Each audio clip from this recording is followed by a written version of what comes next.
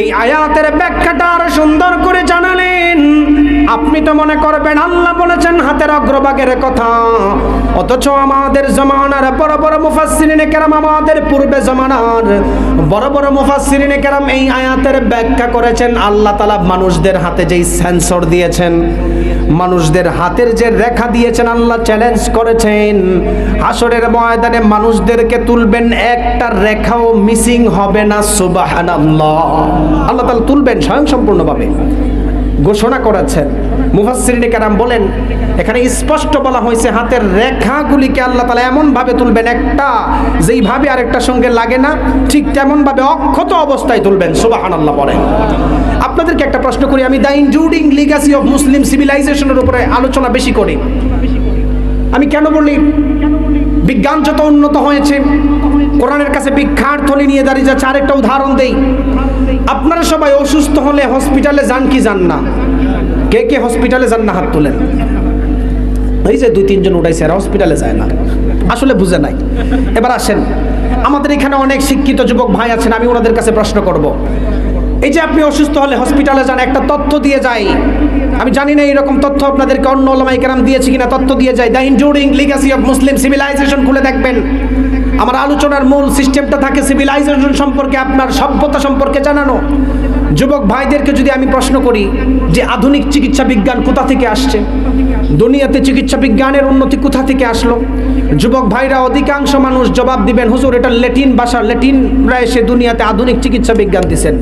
না, ভুল তথ্য। আপনারা জেনে রাখেন পৃথিবীতে সর্বপ্রথম চিকিৎসা বিজ্ঞানের উৎপত্তি করেছেন আপনার মতো আমার মতো একজন আলেম মুহাদ্দিস। সুবহানাল্লাহ বলেন। স্পেনের কাছে যখন, মুসলিমের কাছে যখন স্পেনের ক্ষমতা ছিল, স্পেনের বিখ্যাত একজন মুহাদ্দিস, যাকে মুহাদ্দিসুদ্দাহার ওয়ান্নাহার ওয়াল বাহর বলা হয়, আবুল কাসেম আল জাহরাবি রহমাতুল্লাহি আলাইহি সর্বপ্রথম আধুনিক চিকিৎসা বিজ্ঞান, শল্য চিকিৎসার উৎপন্ন দুনিয়ার মধ্যে করেছেন। সুবহানাল্লাহ বলেন। আবুল কাসেম আল জাহরাবি রহমাতুল্লাহি আলাইহি যখন চিকিৎসা বিজ্ঞান উন্নত করেছেন, উনি চিকিৎসা বিজ্ঞানের উপর 30 খণ্ডের বই লিখেছেন। উনি 250-এর উপর যন্ত্র বানাই গিয়েছেন, দাঁতের যন্ত্র।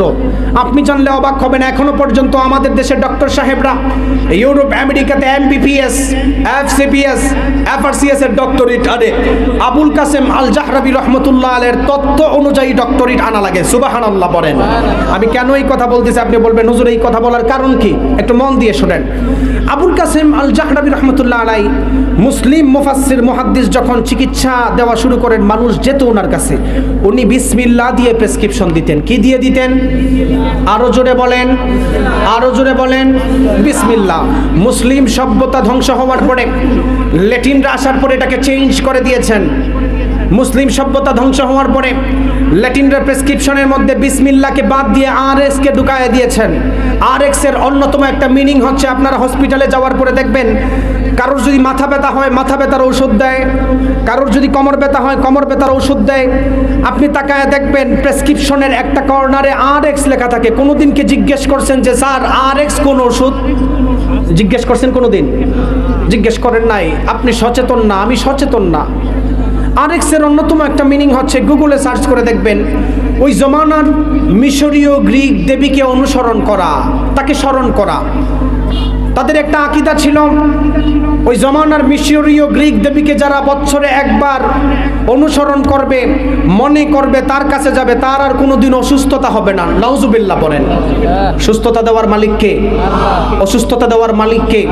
আজকের এই লস্কর পাইকগাছার তাফসীরুল কোরআন মাহফিল থেকে আমার একটাই দাবি থাকবে, আমাদের বাংলাদেশের ডক্টর সাহেবরা যখন বাহিরের দেশে এমবিবিএস, এফসিপিএস, এফআরসিএস এর ডক্টরেট আনে, আজকের এই হাজারো মানুষের পক্ষ থেকে একটাই দাবি, আমরা আমাদের ঐতিহ্যকে ফিরিয়ে আনতে চাই। আবুল কাসেম আল জাহরাবি রহমতুল্লাহ আলাইহি সর্বপ্রথম যেইভাবে বিসমিল্লাহ দিয়ে প্রেসক্রিপশন দিয়েছেন, এখনো পর্যন্ত যদি কোনো মুসলিম ডাক্তার প্রেসক্রিপশন দিতে চায়, ইহুদি খ্রিস্টানদের চক্রান্ত আরএক্স কে বাদ দিয়ে বিসমিল্লাহ দিয়ে প্রেসক্রিপশন দেওয়া চায়। ঠিক কিনা বলেন? আমরা আমাদের ঐতিহ্য ফিরে যাওয়ার দরকার। আপনাকে আপনার সিভিলাইজেশন সম্পর্কে জানার দরকার। আপনি কোথা থেকে আসছেন, কোথায় যাবেন, আপনার পূর্বপুরুষ কোথা থেকে আসছে, আপনার পূর্বপুরুষ কি তৈরি করেছে, আপনার জানার দরকার। আমি অধিকাংশ সময় বলে থাকি, আমাদের সমাজের শিক্ষিত মানুষ বলে হুজুর আপনি বিজ্ঞান নিয়ে আলোচনা করছেন, বিজ্ঞান যেটা বানাই গেছেন এটা আপনি বলতেছেন। অনেক মানুষের প্রশ্ন থাকে কি থাকে না? কিছু মানুষ দাবি করে বিজ্ঞান উন্নত করছে, হুজুর এটার সাথে মিলাইয়া বলে দিয়ে গেছে। এটা ভুল একটা ধারণা। আপনি জানলে অবাক হবেন, পৃথিবীর এই পর্যন্ত যত বিজ্ঞান উন্নত হয়েছে সব আমাদের মুসলিম ডক্টর থেকে উন্নত হয়েছেন। সুবহানাল্লাহ বলেন। আল্লাহ রাব্বুল আলামিন কোরআন নাজিল করার মাধ্যমে সমস্ত কিছুর সমাধান দিয়েছেন। তার অন্যতম আরেকটা উদাহরণ দিলে আপনারা সুন্দর করে ভালো করে বুঝতে পারবেন। আমাদের সমাজের বিজ্ঞান উন্নত হওয়ার পরে, স্যাটেলাইটের যুগে উন্নত হওয়ার পরে বিজ্ঞান এখনো পর্যন্ত সূর্য ঘুরে নাকি পৃথিবী ঘুরে এই নিয়ে এখনো পর্যন্ত ঠেলাঠেলি আছে, এখনো পর্যন্ত ভালো করে কোনো সমাধান খুঁজে পান নাই। আপনি বিজ্ঞান শিখার কারণে উলামায়ে কেরামদেরকে কাঠ মোল্লা বলে গালি দেন, চিন্তা করেন না আপনি কি কথা বলেছেন। আপনি জানলে অবাক হবেন যে বিজ্ঞান আপনাকে এখনো পর্যন্ত সমাধান দিতে পারে নাই সূর্য ঘুরে নাকি পৃথিবী ঘুরেছে। রব্বুল আলামিন ১৫০০ বছর আগে সূরাতুল ইয়াসিনের মধ্যে এই ঘোরাঘুরির সমাধানও আল্লাহ মানুষদেরকে দিয়েছেন। সুবহানাল্লাহ। আল্লাহ রাব্বুল আলামিন বললেন, ওয়াশ-শামসু তাজরি লিমুস্তাকাররিন লাহা যালিকা তাকদীরুল আজিজিল আলিম ওয়াল কমারা قدرناه منازل حتى عاد كالعرجون القديم لا الشمس ينبغي لها أن تدرك القمر ولا الليل سابق النهار وكل في فلك يسبحون।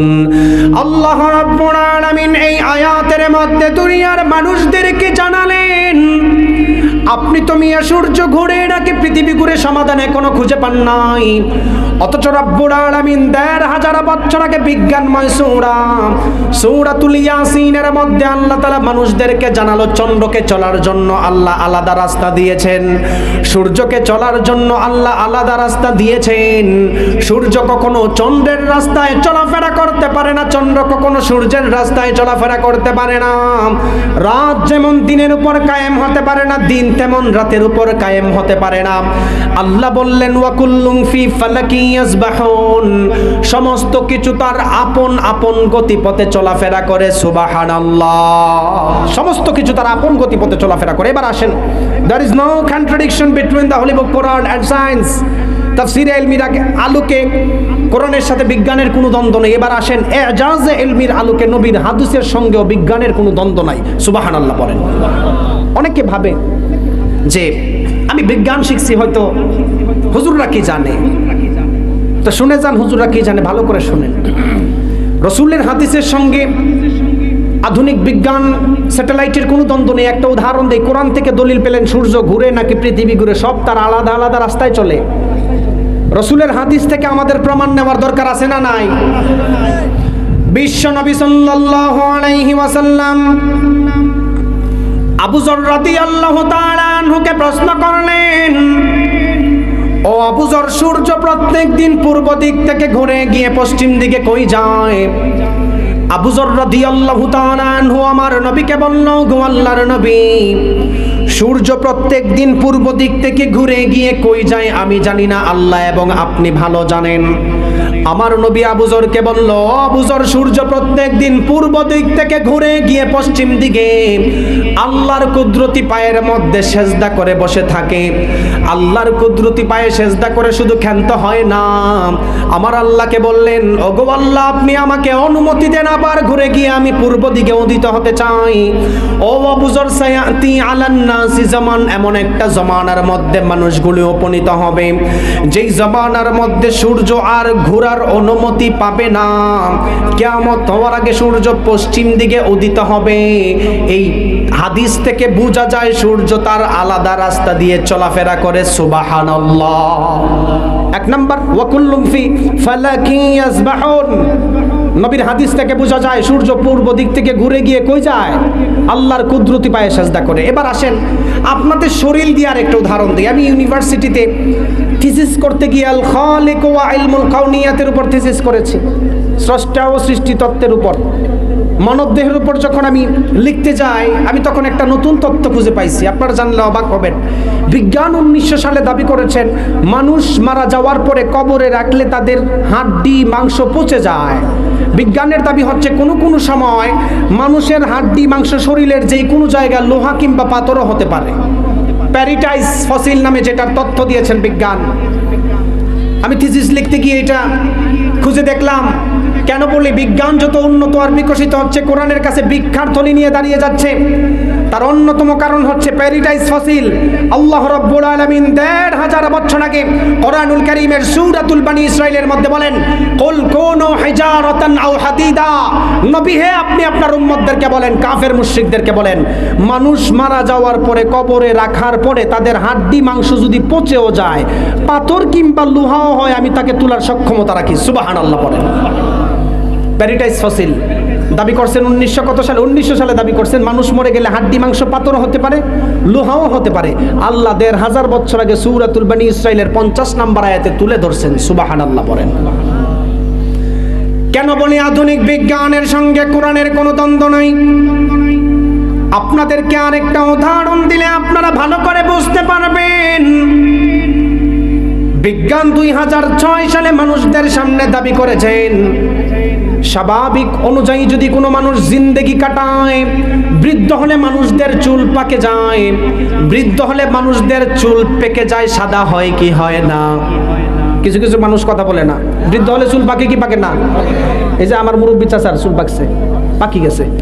বিজ্ঞানের দাবি হচ্ছে 2006 সালে, এর আগে বিজ্ঞান জানতো না। এবার আসেন, আপনি যে বলেন হুজুর বিজ্ঞান আবিষ্কার করছেন না, এটা মুসলিম এক মুহাদ্দিস আরবদের এই প্রায় 2 থেকে 300 বছর আগের এটার ইতিহাস বলে গেছে। আপনাদেরকে বলে বিজ্ঞান দাবি করে বৃদ্ধ হলে মানুষ চুল পাকে, দাড়ি পেকে যায়। কিছুদিন আগে তারা দাবি করেছেন যুবক বাচ্চারাও যদি টেনশনে পড়ে চুল দাড়ি পাকে। এমন আছে না নাই? আপনি তাকায় দেখবেন কিছু কিছু ইয়াং জেনারেশন ছেলেদের দাড়ি পাকে, চুল পাকে। আমার একটু খুঁজলে আপনি ভালো করে চুল পাকা পাবেন। বিজ্ঞান দাবি করছে কয় সালে? 2006 সালে। আপনি জানলে অবাক হবেন। আপনার সন্তানকে আপনি মাদ্রাসায় দেন না, ওলামায়ে কেরামদের সাথে মিশতে দেন না।